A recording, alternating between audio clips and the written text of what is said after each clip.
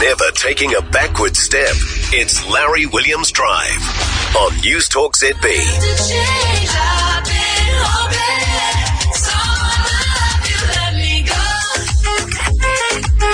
NewsTalk ZB, it is now 23 to 6. Coming up, we have the huddle. Jack Tame, Jordan Williams tonight. It was in New Zealand, in the city of Auckland, central Queensway.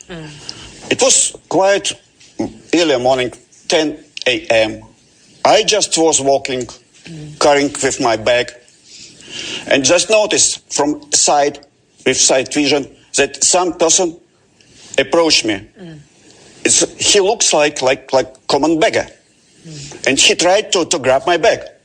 I instinctively moved both hands, and next what I felt was kind of dust into my front, into my face. Well, that was former Russian spy Boris Kaprichkov speaking on ITV in the UK this morning, recounting the time he says he was poisoned in Auckland.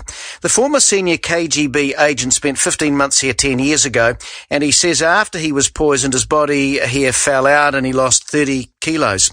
Joseph Fitsanakis is the senior editor of intelnews.org. You there, Joseph? I am. Thank you. So Boris says he was first poisoned over a decade ago in New Zealand. Does that ring true for you, that Russians are able to get their agents anywhere, anytime to commit these attacks? Oh, absolutely. I mean, New Zealand may be geographically sort of remote, but it's always been at the epicenter of intelligence and espionage, even back in the days of the Cold War, and this has not changed today. So this isn't the first time Boris has been poisoned. Why aren't these double agents dying there? Is this what Russia wants? They just do enough, live a life of fear? I mean, the Soviet and now Russian intelligence services have a long history of assassinating dissidents and defectors that goes back to the 1920s, or 100 years ago or so. These last few years, we've seen several assassinations and attempted assassinations that very much fit the profile, fit the operational procedures of the Russian intelligence services. None of this stuff is particularly surprising to those of us who specialize in this topic. And Nikolai Glushkov was a Russian exile. He was found dead in his London home. Do you think this is all connected? It's hard to say, of course, now after what's happened in the last few days, and of course remembering the Litvinenko assassination back in 2006, I can assure you that every single Russian that dies in England is going to become the subject of a very prolonged investigation.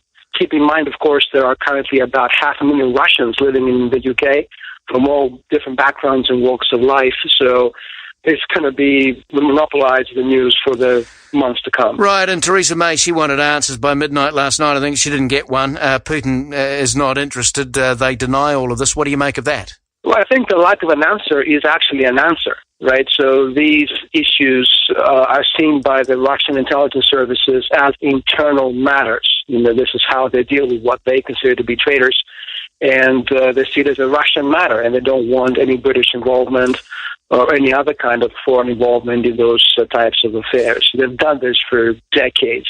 They're not going to change now. So what can Britain do to put pressure on Russia? I think nothing much, really. They will respond, of course, diplomatically. What they're not going to do, I don't think, is start an espionage war with the Russians.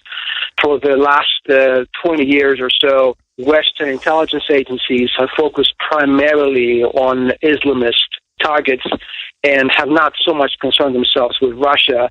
The Russians, of course, have not stopped doing what they were always doing back in the Cold War. So now, if they wanted to start a war with the Russians in the intelligence field, it's going to take a decade or so for Western intelligence services to come back to where they used to be back in the Cold War. So we're not going to see anything dramatic anytime soon, I don't think, in the intelligence sphere. Joseph, thank you very much. That is Joseph Fitsanakis, Senior Editor for intelnews.org. The Huddle with codeblue.co.nz. Big company IT service for mid-sized companies.